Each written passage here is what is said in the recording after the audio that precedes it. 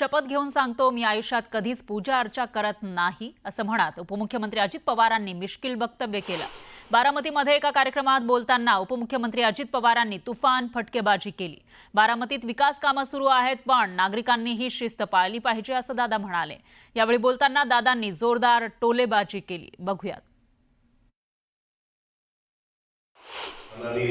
मी एवढे चांगले भिवंड रोडला फुटपाथ वगैरे केलेले, चालायला केलेले, खेळायला केलेले, बसायला केलेले, झाडं लावलेली आहेत, सगळं काही केलेलं आहे। तरी देखील कुठेतरी येत आहे, अंडीच विकत बसते, ती कुठं आंबेच विकत बसते, कुठं कलिंगड विकत बसते।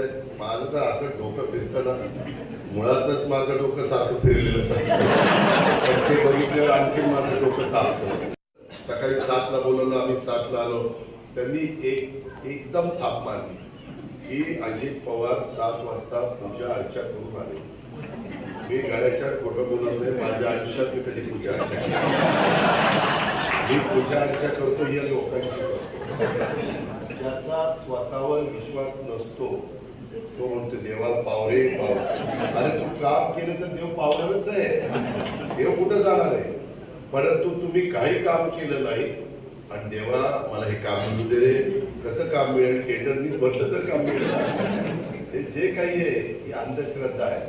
आपण डेव्हलपमेंट करत असताना कुणाला वाऱ्यावर सोडायचं नाही। इथं तुमचे उद्धव एवढे भेट बसलेत का कुठे? हा तेव्हा का फोनवर टेंडर हे मिळालं का? टेंडर ते खूप चाललेले, सारखा पैसा पैसा ठेवलेला पैसा सोनं पोरग टिकवणार नाही, काळजीच